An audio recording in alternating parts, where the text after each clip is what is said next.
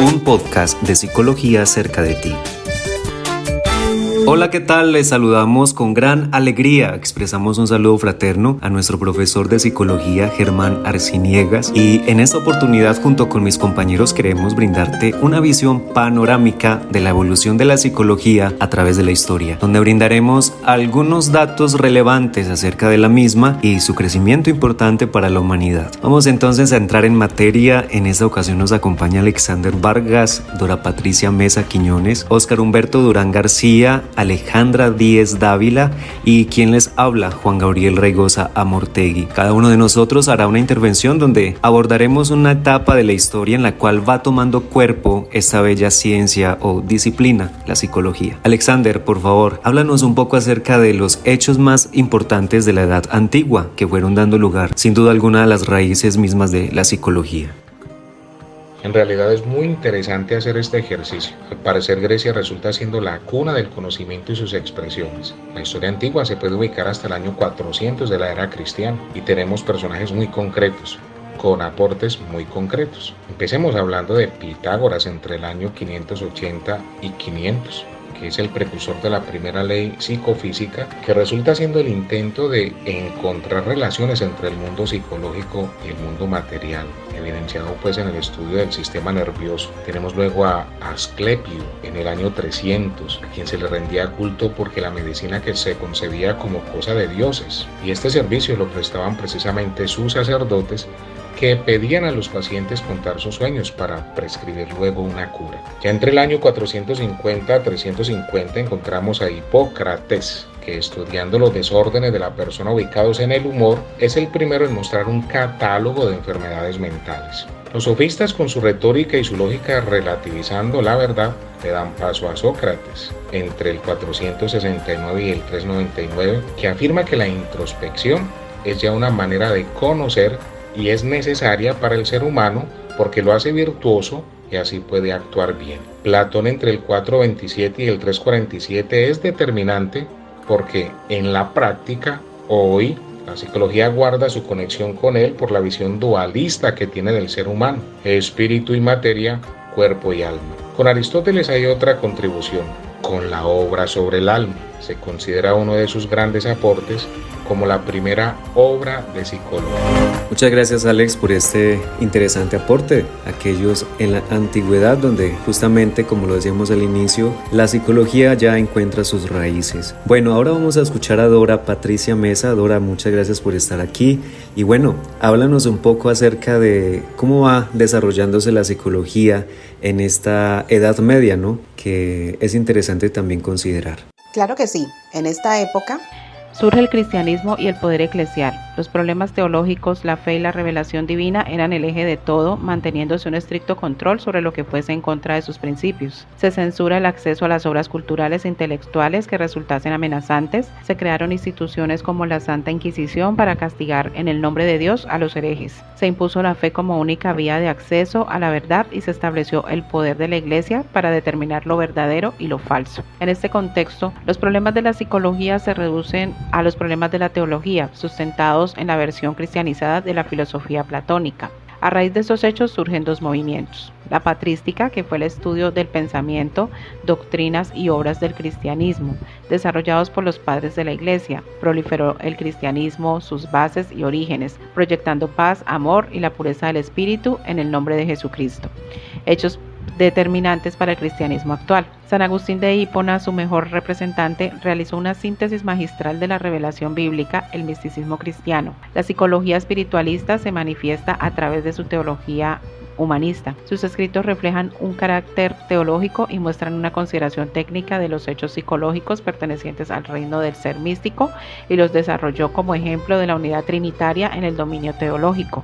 Surge también la escolástica, que se encargó de proponer doctrinas cristianas dentro de una educación rígida, en donde la preocupación más importante y relevante era la fe, la razón y reconocer a Dios como esa fuente de conocimiento y verdad. Todo pensamiento se sometía al principio de autoridad y la enseñanza de la Biblia. La escolástica escolástica se desarrolló en Italia, Francia, Alemania, los Países Bajos y en las Islas Británicas. Su mayor exponente, Santo Tomás de Aquino, filósofo y teólogo, crea el tomismo, una síntesis filosófica y teológica de las ciencias humanas, mantuvo el origen de las ideas que traemos impresas al nacer, unió el aristotelismo con la autoridad católica, admitiendo la verdad y la experiencia, pero manteniendo la fe. Sostuvo que los seres humanos nos regimos por leyes de Dios que están en nuestra mente y armonizó la relación entre la razón y la fe.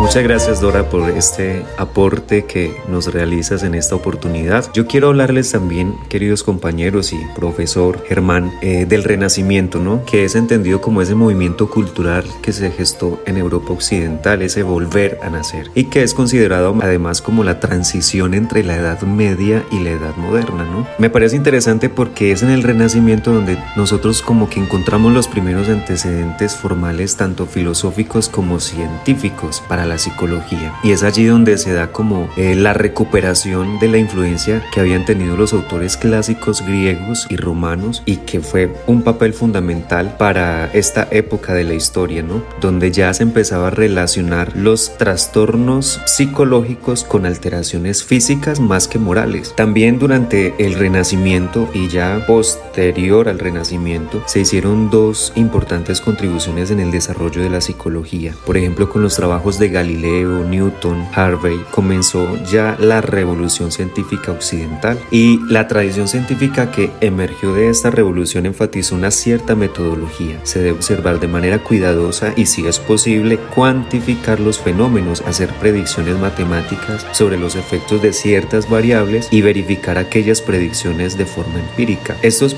procedimientos prometían el descubrimiento de la verdad, llegaron a convertirse en los criterios de la ciencia occidental y pues en consecuencia fueron adoptados por los primeros psicólogos al intentar establecer una ciencia de la mente. Además, cabe destacar la influencia que tuvo René Descartes, que contribuyó pues a la concepción dualista que separaba el cuerpo y el alma, sentando así las bases del racionalismo y estableciendo así un escenario para la psicología como una ciencia o como una disciplina independiente de otras ciencias, con la afirmación de que la mente está separada del cuerpo y bajo el dominio de sus propias reglas y principios. Esto pues es un gran avance, ¿no? Estas reglas y principios llegarían a ser el dominio de la posterior ciencia de la psicología. También contamos con una intervención o un papel fundamental de Baruch Spinoza, que la cuestionó, o John Locke, quien afirmó que la mente depende de influencias ambientales, y asimismo el médico Thomas Williams atribuyó los trastornos mentales a las alteraciones del sistema nervioso. Ahí tenemos también este gran aporte dentro de la historia que es el Renacimiento.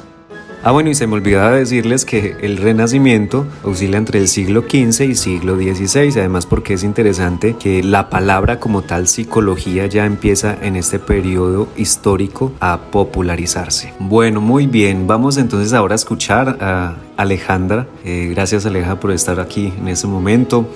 Bueno, también queremos que tú nos contribuyas aportándonos acerca de el desarrollo de la psicología, como lo hemos estado haciendo hasta el momento, ya en lo que se va a comprender como el periodo moderno, la época moderna, que también pues bueno, va a tener gran importancia sin duda alguna para esta configuración de la psicología como una ciencia.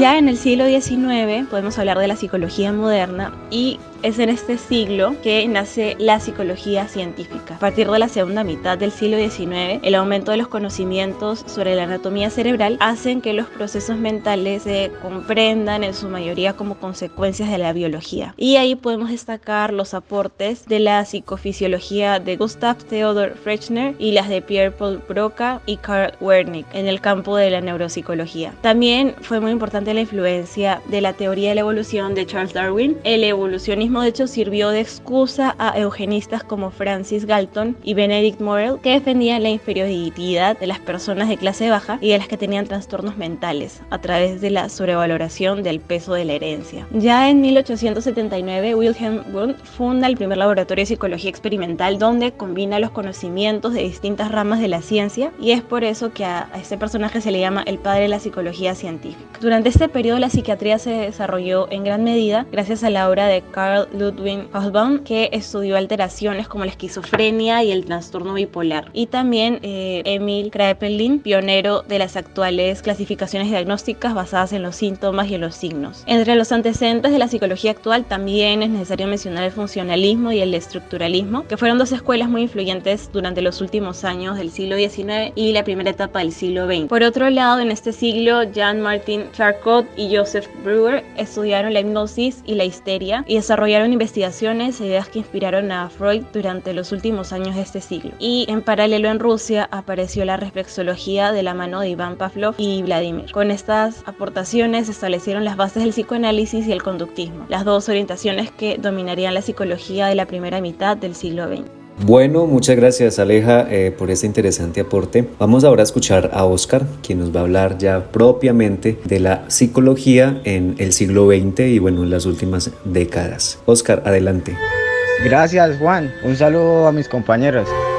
En cuanto al siglo XX, se lograron establecer un par de corrientes teóricas. Estas corrientes teóricas iban principalmente enfocadas en la psicología actual. Por medio de ellas, se logró crear el psicoanálisis y llevar a una excelente cabalidad la popularización de la terapia verbal. Por parte de John Watson y Burgos Skinner, ellos lograron desarrollar terapias conductistas. Estas terapias conductistas iban muy bien centradas en el comportamiento observable de cada una de las personas. Por parte de la psicología cognitiva, logró recuperar el estudio de los procesos mentales, llevando una gran popularización a partir de los años 60. Muchas gracias Oscar y también muchas gracias a todos ustedes compañeros por esta interesante investigación y también por el aporte que han hecho a nuestro conocimiento histórico de la psicología. Lamentablemente se nos ha agotado el tiempo, pero esperamos que este podcast haya sido de su total agrado. Nuevamente un saludo al profesor Germán Arciniegas. Que tengan todos una feliz tarde. Chao, chao.